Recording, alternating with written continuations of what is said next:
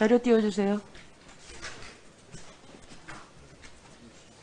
국의 76곳의 국토부의 지침에 따라서 진행된 사업이에요.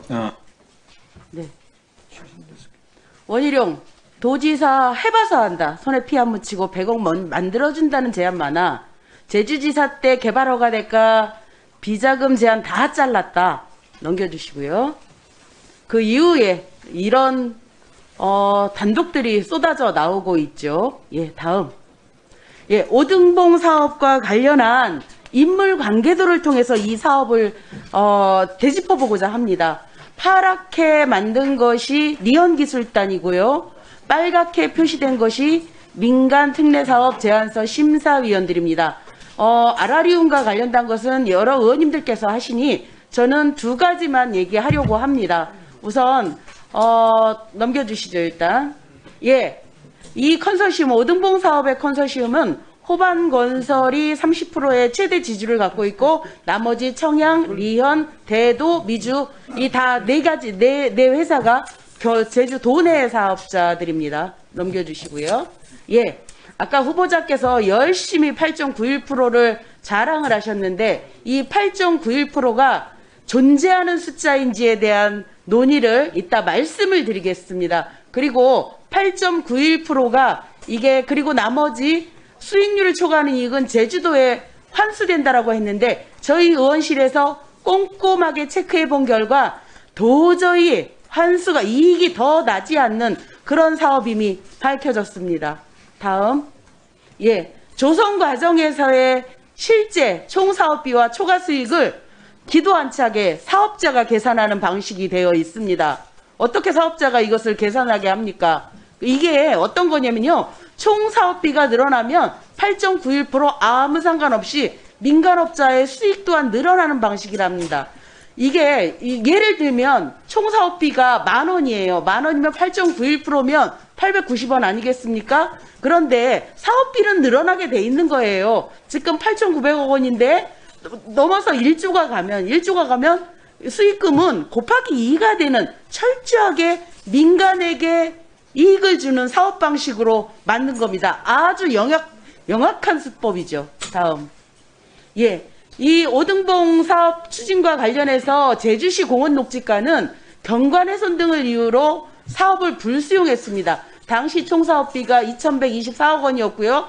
민간사업자 수익 예치가 100억 원이었는데 이것이 2017년도 원희룡 지사께서 훅 하고 가져가십니다. 가져가서 이거를 총사업비를 8천억 원대로 뻥 하고 늘려요. 그러니 민간 사업자 수익률은 608억 원으로 엄청나게 뛰게 되는 겁니다. 이 사업의 비밀이 여기 있는 거죠. 다음. 어디서 많이 본 사업이에요. 어디서 많이 본 듯한 방식이었어요. 알고 봤더니 호반건설이 들어가면서 호반건설이 미래신도시 사업에서 했던 방식을 그대로 채택을 한 겁니다. 그대로. 그래서 호반건설은 사업 부풀리기에 전문 아니겠습니까? 그래서 이 오등봉 공원 사업은 완전하게 민간을 위한 사업 방식이고 그 가운데 리언기술단이라는 유령업체의 실소유주가 누군지에 대해서 지금 저희는 계속 따져 묻고 있는 것입니다. 다음. 예, 이미 사업비는 부풀리기 시작했습니다. 뭐냐면 한라도서관하고 제주아트홀 리모델링을 통해서 185억 원, 음악당 조성비 505억 원을 통해서 이미 690억 원의 사업비가 증가된 거예요. 이 증가된 만큼 민간 수익은 더 늘어나게 되는 거죠. 8.91% 이상의 제주도의 환수 어린 반푼어치도 없는 얘기입니다. 그리고 이 제주연구원에서 넘겨주세요. 제주연구원에서 오등봉 공원 사업비에 대해서 문제점을 제시합니다. 충분한 근거 자료가 부족하고 원가의 적정성에 대한 평가가 어렵다. 그리고 공원 조성 목적 외에 한라도서관 아트센터 리모델링, 음악당 건립사업은 전체 공원 조성비의 52%를 차지하고 있다. 수요 측정 없이 계획되어서 근거가 미흡하다. 이렇게 얘기합니다. 다음. 예, 그리고요.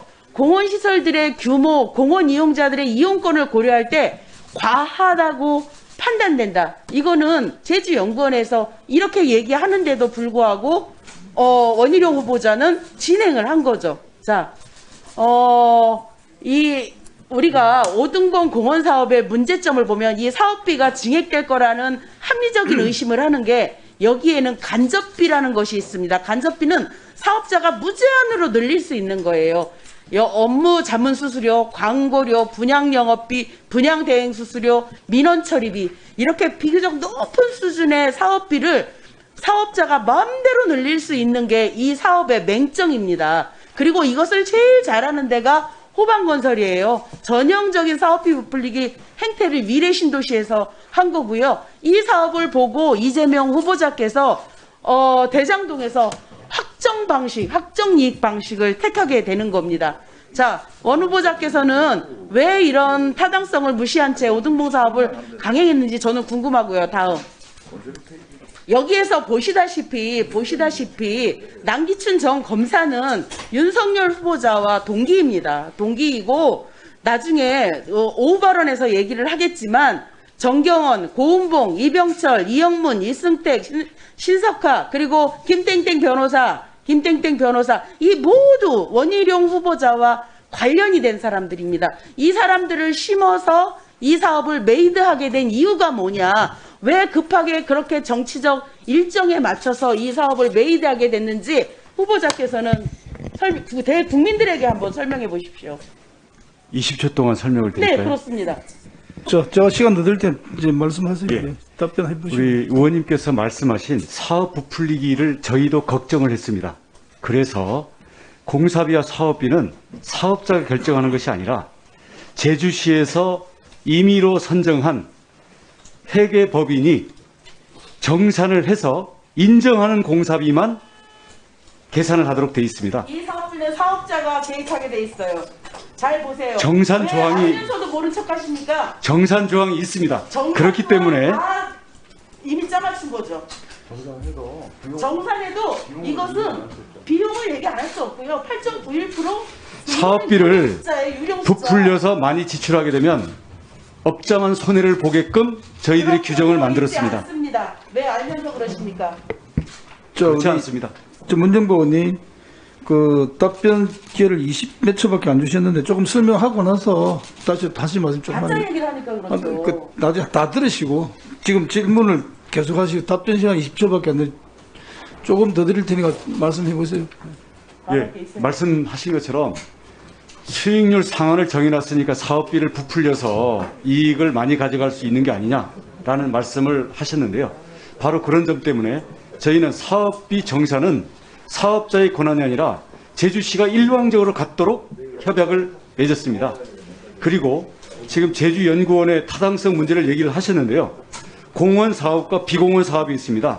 공원 사업이 87%로 제주시에 기부 체납되는 부분이고요. 나머지 그 23% 부분이 아파트 등이 지어지는 부분인데 다른 공원의 경우에는 흙 작업하고 풀만 심는데 여기에는 500억 원짜리 야외음악당이 들어가 있습니다. 그래서 그것 때문에 다른 지역의 공원에 비해서 공원 사업의 비용이 많은 거 아니냐, 과연 야외음악당이 적정하냐, 이런 지적들이 있었던 것이고요. 이 야외음악당은 제주 그 국제적인 관광지에 비해서 야외음악당이 없던 것에 대해서 제주 시민들의 20여 년간의 따른 수건 사업이었기 때문에 이 공원 조성하면서 땅이 많이 남기 때문에 여기에 대해서 민간 사업자에게 부담을 저희들이 부과했던 그런 사항입니다.